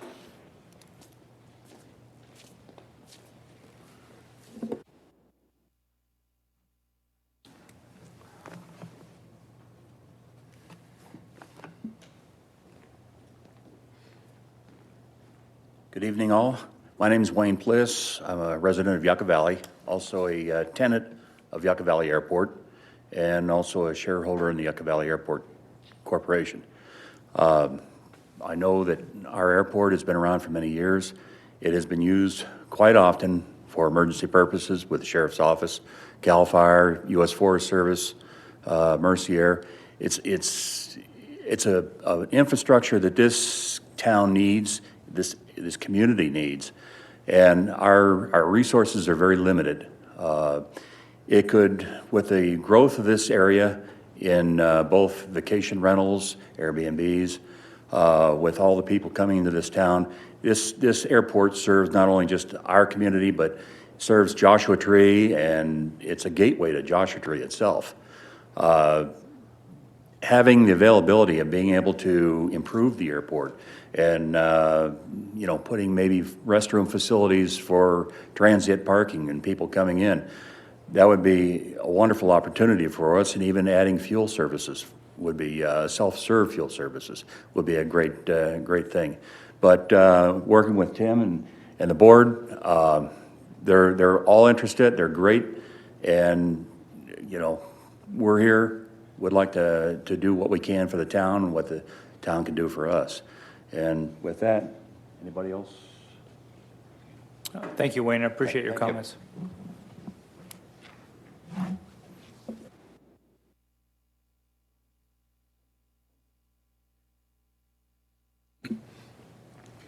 Good evening. My name is Jason Cavalli. I'm a current resident of Yucca Valley, and I'm a current pilot here at the Yucca Valley Airport. I am concerned about the direction that the airport is going right now. We have definitely a lot of challenges, such that Chris, he put forth any support or that the town and or the council can do, I think would be invaluable to continue that service within our community. I particularly, I purchased an airplane. It's here at the airport, and I received all of my instruction here at the Yucca Valley Airport. That's where I learned to fly. There's several other individuals who take flight instruction there. There's a couple businesses that are whether it's aircraft maintenance or certified flight instruction. There's several certified flight instructors that reside there that can provide that to the community. That I believe the community is unaware that we actually do have an airport here. So any, whether it's just public support for the airport, but I believe that there also needs to be some sort of partnership possibly with the town financially to continue the airport as being a vital asset here in the community. Thank you very much. Thank you, Jason. Appreciate your comments. Anyone else like to speak on the airport on item number 17? Do we have anyone online? Okay. All right. Any other letters or comments to the clerk? No. All right, back to the council, and anyone want to speak on the item? Yeah, I have a couple questions and so forth. Have we seen an increase in the usage? Like you said, there's more and more people coming and visiting the area. Have we seen an increase in flights coming and going? That'll be one of my questions. The other one is the Marine Corps base, I believe, does some touch and go operations, or I've seen Osprey and a couple other things. Is that necessary, and why why do they use the airport for certain things? Well, I guess to start with, the airport runway is only rated for 12,500 pounds. An Osprey weighs about 43,000 plus. The only time we've ever had those land here do touch and goes is because of emergency issues where they couldn't continue, and we've recently had 2 Ospreys that did an emergency landing there, and it makes quite a mess. The airport isn't really large enough to handle that type of an aircraft, but in those instances, it's probably far better that they land there than on the road. Oh, yeah. So we do. So it's not a normal part of their operation to use it as a touch and go or anything like that? No, we'll occasionally get some helicopters that'll make a low pass down the runway, or some of the smaller aircraft that'll land there, but the only time anything large like that would land there is for emergency purposes. Okay. And have we seen an increase in the usage of the airport this last year? Not a lot, a little bit. Okay. It's kind of a smaller airport. Most of the airplanes that are serviced by the airport are smaller ones. The largest aircraft that normally come into there would be like a Lear 25 or a Citation. We get a lot of Aero Commanders, King Airs coming in on charter flights where they're coming in to pick up executives or drop off executives. We get a lot of that, but they're all probably 16 passenger or smaller. And obviously, it's very important to the community to have an airport because we have seen emergency operations, emergency flights coming out, hospital aircraft and so forth, firefighting craft and so forth. They have a place if they need to land and so on. So My question is that, you're off the list for this finances. I'm sure you would just love to see $110,000 like the 29 Palms Airport received. Are there things that we can do as far as encouraging the county to partner with you? I mean, county puts in regional parks all over the area. Why not them investing in what it takes to be a regional airport, or give you some monies to where you can finally get back on the list so that you have additional monies? And then also, if we have anybody in Washington that can, this money, it says phase one of this money coming to small airports, there should be some language written into one of these bills that say, and helping small airports that have the capacity to be on the list get the money they need to be able to come, get the monies in the future. So, I mean, working with the county and those types of things, I would really personally want to support that. And also if we can help you as far as navigating grants or give you ideas on available grants and letting you know, and perhaps we could partnership in helping hire someone to do grant writing or something along those lines. I could see as a way of helping support the airport. Well, absolutely. That would be of great help and benefit to the airport. We don't really know where to go to get those kinds of grants. As far as the NIPIAS, in order to get pretty much any kind of federal funding, we have to be on that NIPIAS. We were actually received some money from the federal government. I think this goes back to right around 2000, 2001. Jerry Lewis helped us get some money to hard face the flood channel that runs along the airport. And he got us $750,000. We could never touch it because we weren't on the NIPIAS. Wow. It was kind of a shame. I don't know what happened to the money, but we were never able to get it. Wow. Okay, thank you. Thank you. I have one question. Sure. To get back on whatever that list is, the approval list, what kind of things are missing right now that you think would get you back on that list? Well, we've looked into it a few times and tried to pursue it. Some of the hurdles we have is what they call through-the-fence operations, which are essentially the homes that are along the airport, and we have no way to control ingress and egress to the airport. And that's one of the key hurdles that we've had, and there's really not much we can do about it, just by the way it's structured. Now, there are airports that are on the NIPIAS that have the same types of issues, but that's been one of the hurdles they've thrown up for us. One of the other ones is the airport runway isn't in 100% current compliance.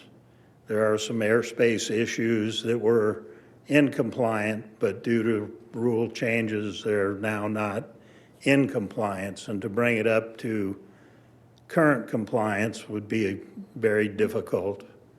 There are probably about 3 houses that would have to be torn down, maybe 4, in order to comply with the airspace issues, and that's just not a practical solution. Thank you. But possibly some support from the town and maybe the county. We could try to resubmit everything again and see if that would help. Thank you. All right. Councilmember Lombardo? I've been a big supporter of the airport whenever we get a chance, and I think the town has the ability to help with grant writing. Now, I didn't realize that some of the hurdles with becoming part of NIPIA were things that, like tearing down 4 existing houses that are lived in, is that, they're not abandoned houses, they're existing living spaces. Correct. But they're within the 7-to-1 side slope of the runway. Okay. And there are a couple of airspace areas, we'll call them. One of them is an object-free zone or a primary surface, and that extends from the center line of the runway 125 feet either side. And there can be no obstructions in that area at all. And somebody's house Then is there's there. a transitional airspace that runs from that 125-foot mark at a 7-to-1 slope. So for Oh, I every see. 7 feet horizontally, that comes up 1 foot. And that's where we're getting into the issues, is with that 7-to-1 side slope. There are a couple of homes that the roofs are part of a hangar or something is in that 7-to-1 transitional airspace. Part of what I wanted to see too for our airport was fuel service, and there are a lot of obstacles, I assume, because it's been something that's been talked about for many years. I had a good friend that was a pilot there at the airport, Dr. Campbell, and we'd talked about that in the past, him and I. And can you help me refresh my memory on some of the obstacles about getting fuel? Because I was thinking if you had a source of income, fuel, it would help generate revenues. Fuel and hangar spaces, right? Yeah. Are things that would generate income to help the airport be self-sufficient or self-sustaining. Go ahead. I'm sorry. There aren't any major hurdles with the fuel. One of them, though, is that any kind of a fuel station would have to be placed, I believe it's 280 feet from the center line, and we only have a small area that would allow us to do fuel. I see. That's been somewhat of a hurdle, and the cost. Last time we looked into it, it was about 400,000, give or take, to put in the fuel tanks, because of the new regulations. They have to be bulletproof, they have to be 100% containment, double-walled systems. So it's been a little bit of a cost hurdle. Have they ever done any projections on what type of revenue that they would expect from a fuel station? What's practical? Not official ones. Yeah, just off the cuff, or like a model. We did do a kind of a cost analysis. The last time I did one of those was about 2005 or 2006. And it's a little difficult to project because there's no way of knowing how much more traffic we would receive if we had fuel, although I Right. suspect it would be quite a Considerable. bit more, because there's a lot of air traffic that travels over and around this area. But I think at the time, it would have generated about $3,000 to $4,000 a month. A month. Okay. And possibly more. Some of the options with doing fuel would be to do gasoline and Jet A. The Jet A would bring helicopters. We might get a little more traffic from, say, the Highway Patrol and the Sheriff's Department if they were able to get Fuel. Jet A, because that's what most of the larger helicopters run on. So that was suggested too, and that could double or triple the revenue that it would, or projected revenue. Was there, is there a mobile type, like a tanker truck type of idea that would work, where it's not really a 10,000 gallon tank that has to be bulletproof and double lined, but I don't know, 3,000, 5,000, 10,000 gallon tanker truck type of thing? Well, you can probably do it, but there's different rules. Then you have to figure out how to get it out of the truck into the planes. If you did it from a truck, you'd have to have somebody there to drive the truck, fuel the Right. planes. Then you have a So employee. you've got, some of the other hurdles with doing that is to get a good price on the fuel, you have to be able to buy it in full truckloads, which is 10,000 gallons. Right. So you really almost need to have, say, a 12,000 gallon fuel tank, so you could have a little reserve and then be able to take the fuel in large quantities in order to get the best price on it. Yeah. Okay, and as far as availability of space for new hangars and tie downs and that sort of thing, does the current airport, the way it is, are there areas that are designated for future building of hangars and tie downs? There is. I believe it was 2005 or 2007, we had an engineering company draw up an infield plan, which includes fuel, hangars. There's a accommodation for, I think, 17 hangars, 27 outside tie-down spots, and fuel. Now, we were hoping that about that same time, we were able to get a,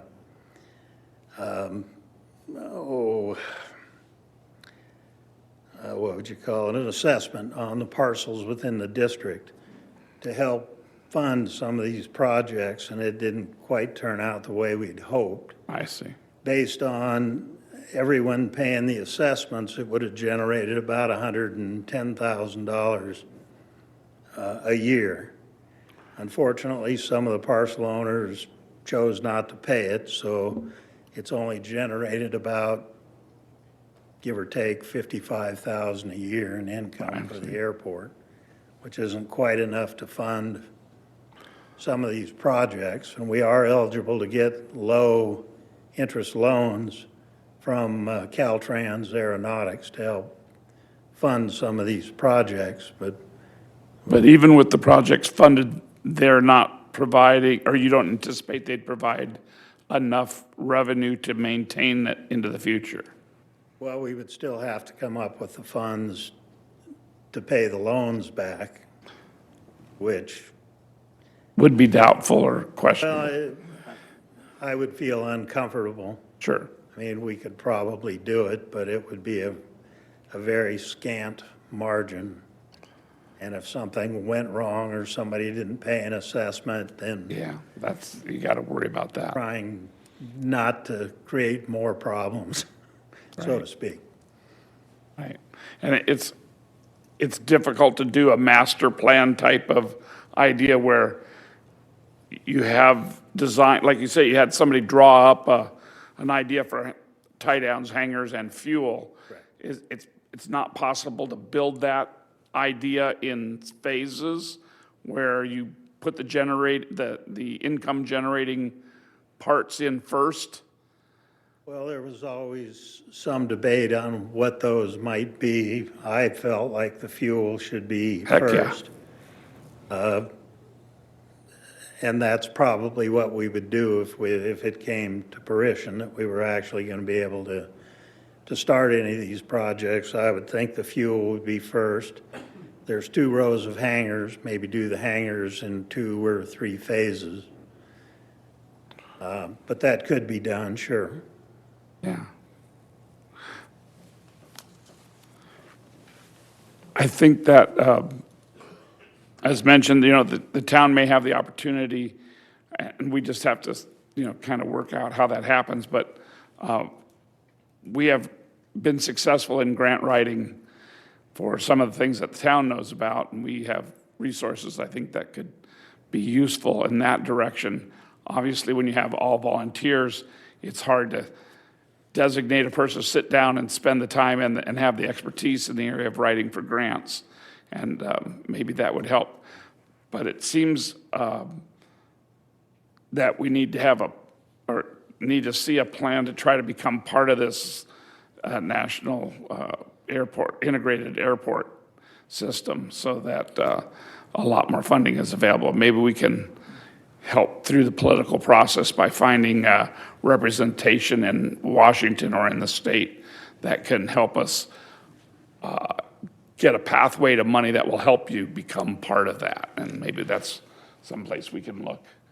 Because it does seem, with all this money available to airports, if you're not a member of that thing, then it's of no use to you.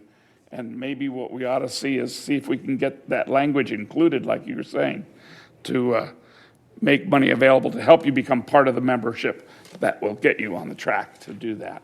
And that, I think, would be a useful thing and something that may be Long needed. term, if we could get back on to the NIPIUS, that would certainly Right. open up a lot of doors for funding. Right. And there was also some talk about adding a little bit of property at either end of the runway to was it to lengthen the airport runway? Well, I'm not sure what the status of it is now, but at one point Caltrans, and I believe even the town, were talking about widening and raising Old Woman Springs Road. And I don't know where that That was sits. I think raising the road, creating a problem for the airport? Well, the road itself wouldn't, but Caltrans gave us that easement next to the highway, I think in 2002 or 2003. And in order to do that widening, they need that easement back. Oh. And we had talked to them about trading that easement to shift the runway a little bit one way to the east so that we didn't lose any length.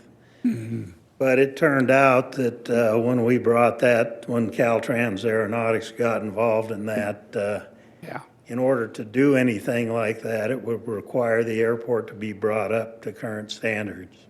And So now we're back to, that's a can of worms, right? yeah, so it would be nice. In fact, we had looked at one time at trying to get the parcel at the east end, bridging that channel, which would open it up for additional hangars and storage of aircraft.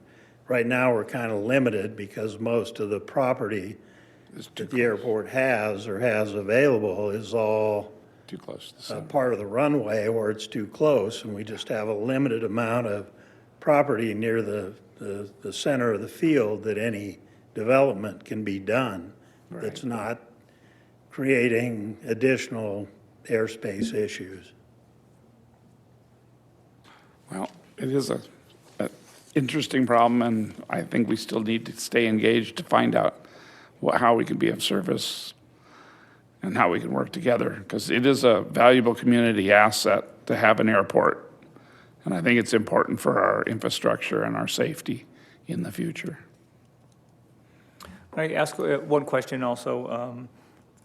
You know, I've been here quite a few years, and I remember the airport being very busy and quite a source of activity, especially when fuel was there. People would hop from, say, Big Bear to here to Chiraco and around town. The other part of it was, so when you talk about fueling the aircraft and fueling people, the restaurant was very popular too as a magnet to come here. Currently, there are hangars and there are homes.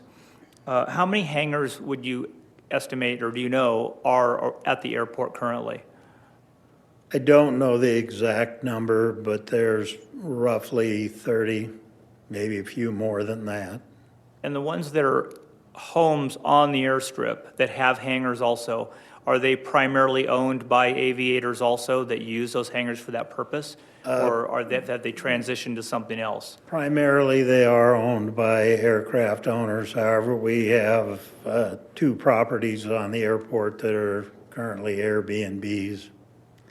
And there's no hangars and no aircraft in the hangars on those parcels. And would those be part of the encroachment issue that they were looking at as far as, it looked like you were discussing earlier, security for access to the runway? Would those types of properties be a hindrance to that? Well, we've had some issues with some of the properties because the people renting the Airbnbs aren't aircraft people.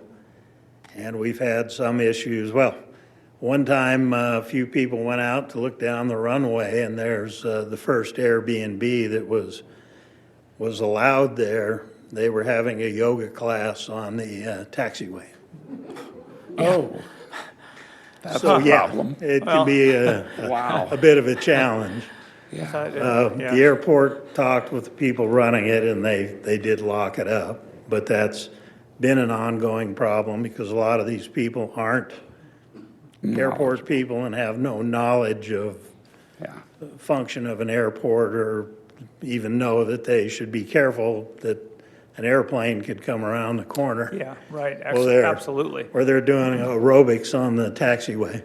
How about, as far as services go there today, do there continue to be certified mechanics on the area that would be a benefit to, say, pilots from other areas to come into for service? There are a few. There aren't any established shops. Most of them are just running things out of their hangars. We do have what used to be Wine and Roses.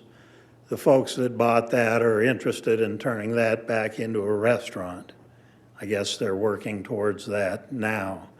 And they've expressed some interest in supporting the airport and vice versa. Okay. They haven't come to any of the meetings. They had expressed the interest in coming to a district meeting, and we set aside some time in the agenda for them, but they didn't show, so. On that point then, if that was a restaurant, and I know that they have tie-downs just to the west of that, there's a little cubby that cuts out of the airstrip area. Is that something that continued to be utilized, or does that encroach into the airstrip when you talked 125 feet from the center line? Well, the parking spaces and the restaurant are kind of behind the runway. There's a displaced threshold, and the restaurant is on the west side of that if you were landing to the east. Okay. So it is a little bit of an issue, but it's not a non-manageable issue. Okay, I was really thinking through on deal breakers in some of those encroachments that you have as far as the setbacks for the fuel, and wondering if the generator fuel field currently, is that beyond the 250 feet from the center line? Yeah, because I don't know if they look at generators and fuel the same as they do. Well, generator fuel, I don't think they look at. We actually have a standby generator that's not too far from the runway. Okay. It runs off of propane. They've expressed a little bit of concern about it, but it's not been an issue currently. It's only a 200-gallon propane tank that runs the generator. The fuel, however, because of the quantity, it's required to be kept over 250 feet. Makes pretty good sense, I mean, just to be safe. But so for me, but thank you very much for coming out and bringing this to our attention in a formal manner, and helping us clear up some of the things that I've been thinking about. And the report from staff was great. It really got things in my mind about what possibly we could do down, in the future. To help, because I think that in many ways the airport is part of our community. It's always been here since I've been around, and it is a valuable asset. And I would really like to see, all the people that are concerned about that type of activity and that service, not just recreationally, but just so we have some type of emergency method to get resources in and out of our community. We don't have a lot of roads, and we don't have a lot of access to get other ways in and out of here in many ways. Right. We've seen it used regularly with the Sheriff's Department, as you said, CAL FIRE. Mercy Air is there all the time. I hear Mercy Air coming in and going out constantly. And without that resource, I think a lot of people could be held in more danger than they need to be.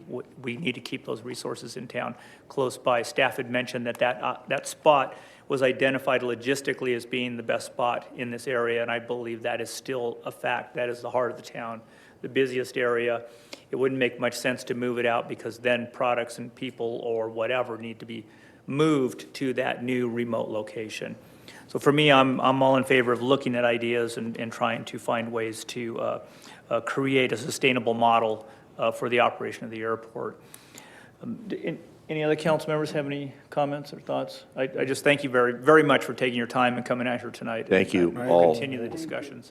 Thank you very much. We appreciate your interest in the airport and look forward to trying to work together to support the airport, if that's the way the town would like to go. I mean, we can certainly use the support. And I think it's a kind of a unique airport because it's almost in town. It didn't used to be, but it is now, which That's is true. a little unique. It was the edge of town. For an airport to be close to the main activities of the town. Yeah.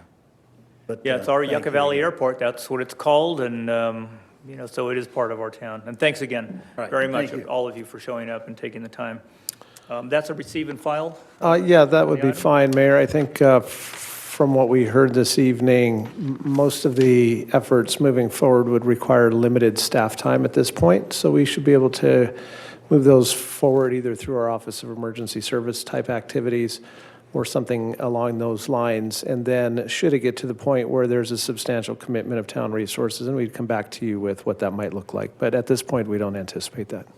Well, I Excuse me, I appreciate got it. one question. Yes, go ahead. What would be the process for including the Yucca Valley Airport in the Measure Y and that sort of thing? Z. Is it Measure Z or Y that we use? Y. We'll do that process through our normal partnerships. We'll allow that information to go out to the public agencies like the Yucca Valley Airport District, and then both the Oversight Commission would have an opportunity to weigh in on a recommendation to the town council, and ultimately the town council would have the ability to make that decision Okay. during So- that and you'll- process. you'll And that'll be express in the that. spring of 2022. Okay, very good.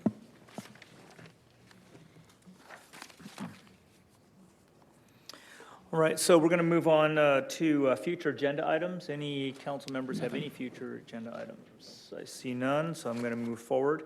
And thank you, David, for your patience. I'm going to read a quick brief. The town council takes this time to consider your comments on items of concern which are not on the agenda. When you are called to speak, please state your name and community of residence. Please limit your comments to 3 minutes or less. Inappropriate behavior which disrupts, disturbs, or otherwise impedes the orderly conduct of the meeting will result in forfeiture of your public comment privileges. The town council is prohibited by state law from taking action or discussing items not on the printed agenda. So I believe that this was your time you wanted to speak, David. So thank you. Please come up, and I appreciate you hanging out with us this long on this I'm meeting. nursing a hurt eye. I got a piece of sand in that. Can you imagine that? Sand in the desert. Yeah. I just want to address the town of Yucca Valley. I've been here for 7 years, 7.5 years now, and I love living here. I love your mayor. He's a wonderful man. And I just want to address that the illegal fruit selling going on Onaga and Joshua Trail and all over the 29 highway is these people are cutting the fruit at their homes, and they're selling it to our public. And I'd like the town to address that and get this over with. And the same thing with the people that are selling tamales in front of Walmart in a station wagon. Their queso cheese is made in their bathtub. And so I think it's time that the town of Yucca Valley cares about their citizens. And that's all I want to say. I would like this to be stopped. It's not fair to Stater Brothers, Vaughn's, Walmart, any of the companies, grocery outlet, any of the companies that are paying high tax and revenue in Yucca Valley that have these people selling illegal fruit that they're cutting at their house. And I would like that addressed, and that's why I came here today. Well, thank you, David. I appreciate you very taking the much. time to let us know. And I'd like to say that the mayor is a wonderful man. I love him. He listens to me. I text him around once a month, and he's a great guy, and thank you very much for listening to me. Bye-bye. Anyone else here in the public like to make any comments during this period? For any items not on the agenda?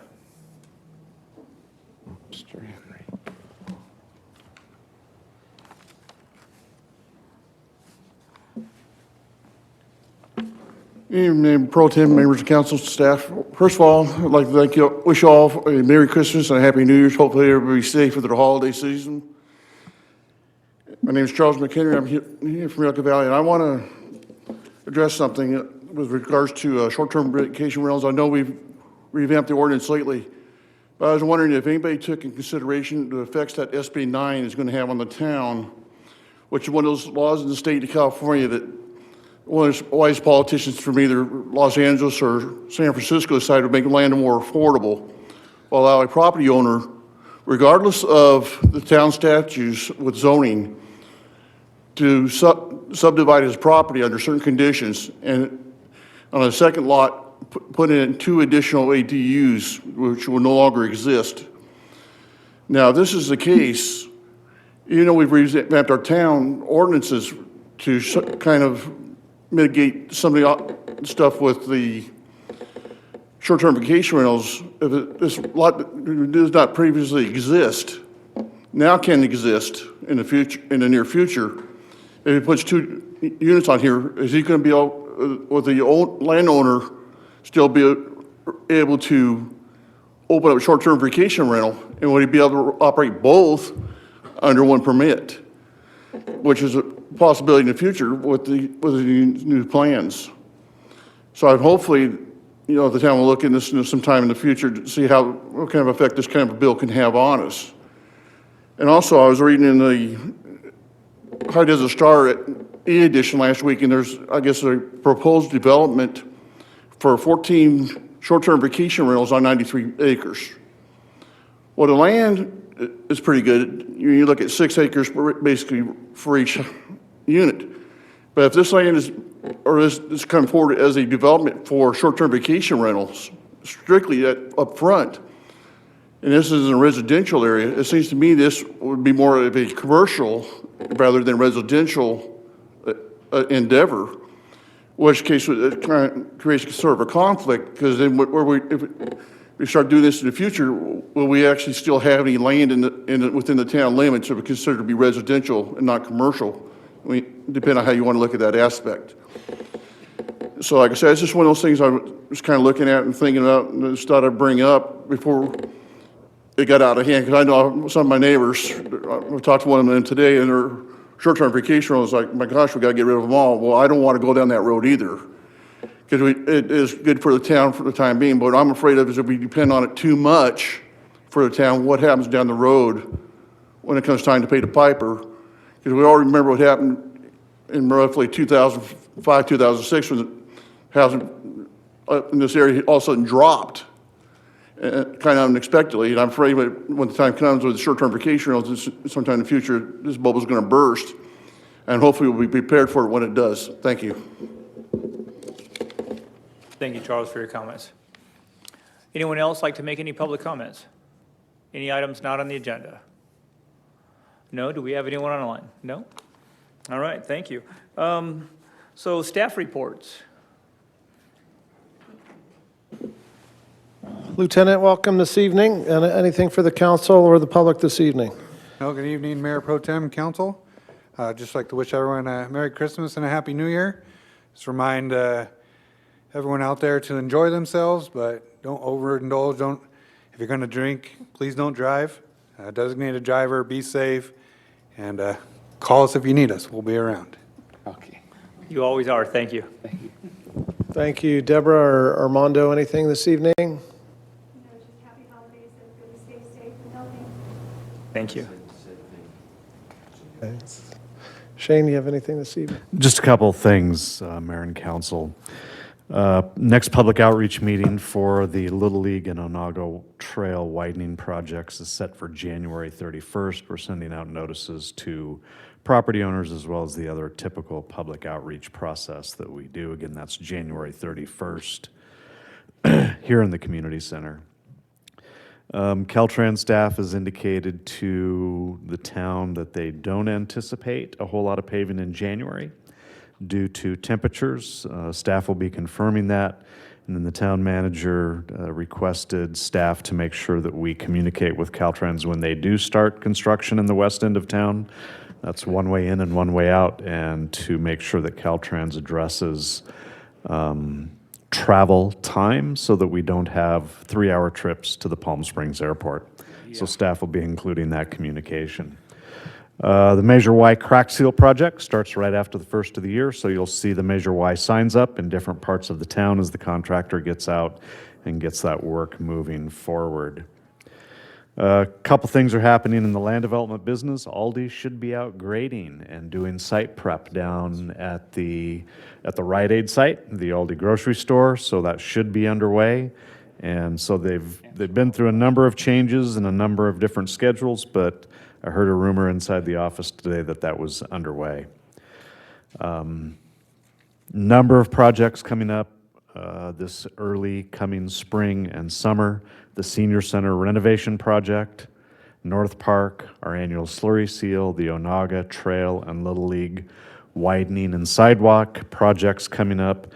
And then you're going to be seeing some work early next year coming forward from your town Proposition 68 team with a recommendation for design shortly after the first of the year. So a number of things that are in the pipeline, very, very busy staff. Final item, as you'll recall, the council had given direction on murals, and that was prior to vacation rentals becoming the topic. So just want to indicate to the council, now that we're getting towards the end of the process on vacation rentals, we'll be getting back onto murals and getting that back before the council and getting that wrapped up. And those are my comments this evening. Thank you. Thank you, Shane. Jordan, thanks for hanging with us. I know you're on the East Coast time frame right now, so we've kept you up past your bedtime. Anything for the council this evening? Just to expect a mid-year budget update in the early February meetings. I think we'll have some positive news just in a little bit of time. I've had a chance to look at reports. Everything is looking really good through the first quarter. So excited to present that to council. Terrific. Thank you. Last item for you this evening, council, is just a reminder of our holiday schedule. The staff will be wrapping up our work for the year here.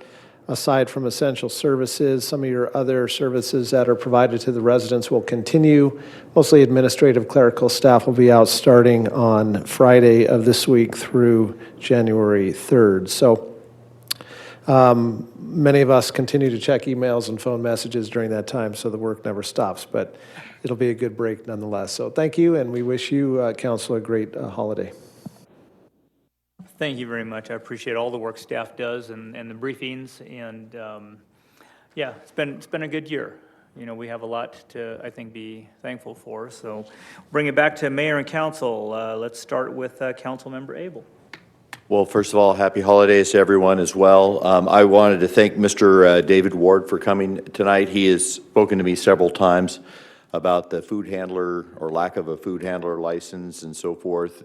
And the town has been trying to do their best in getting people in compliance. So again, I appreciate staff's effort on that. But Mr. Ward wanted to come and speak tonight, and I appreciate him being here.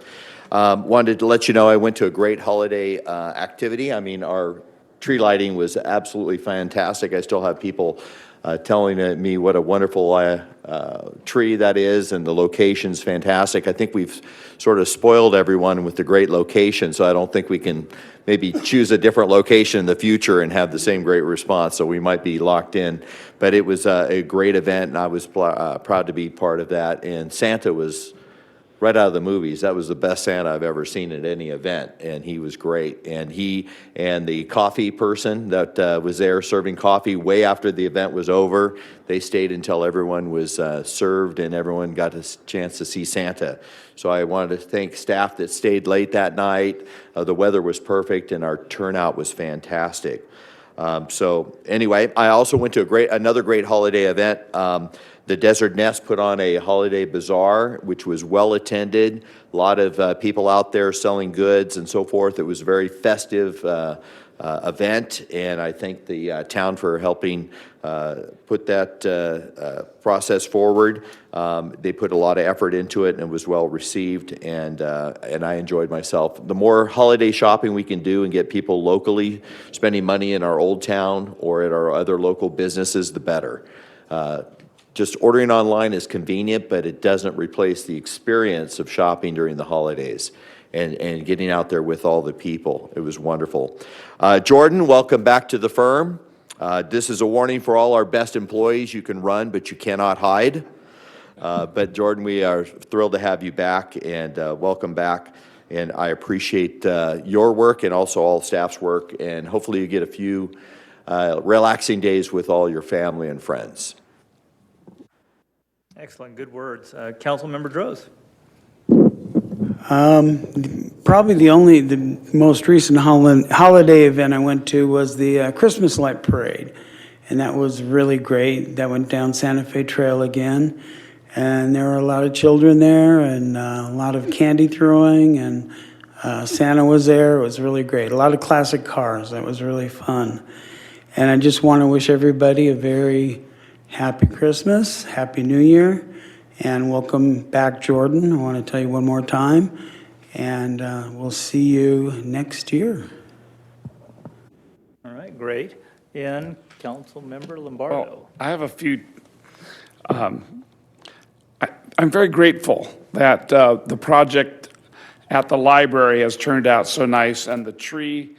I remember years back when we first acquired the PFF building, and the years afterwards, we caught a lot of flack for what the heck were you thinking getting that piece over there? And I kind of thought that way too, but it's really turned out nice, and it just shows that sometimes, you know, planning for the future and the hard work of the staff all pays off.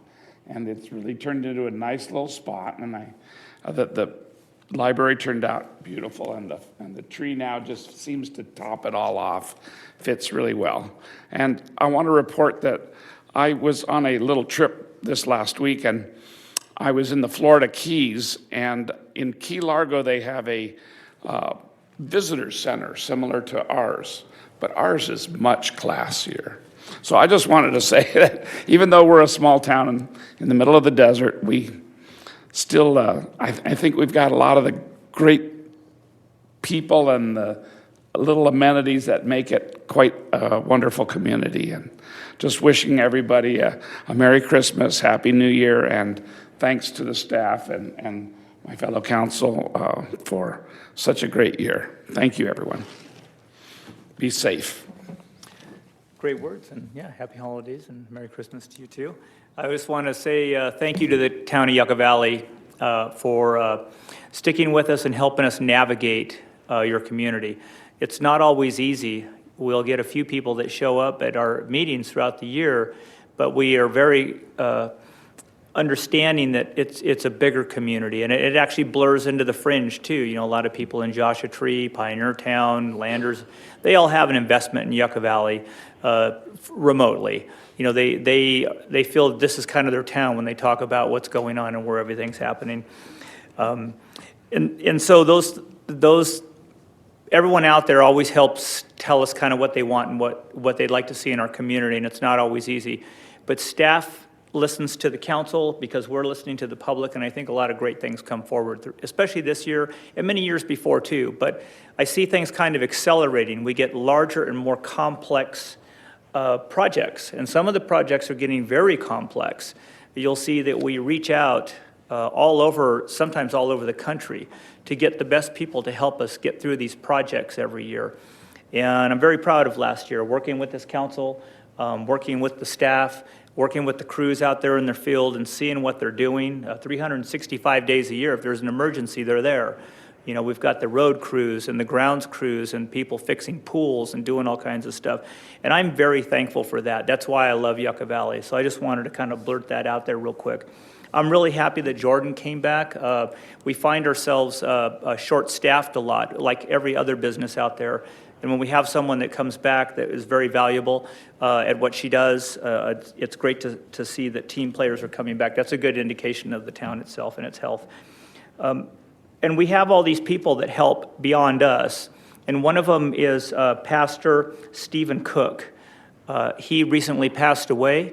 And this evening, I'd like to take a moment and close this meeting in memory of him. And Council Member Abel would like to take a few moments and talk about him.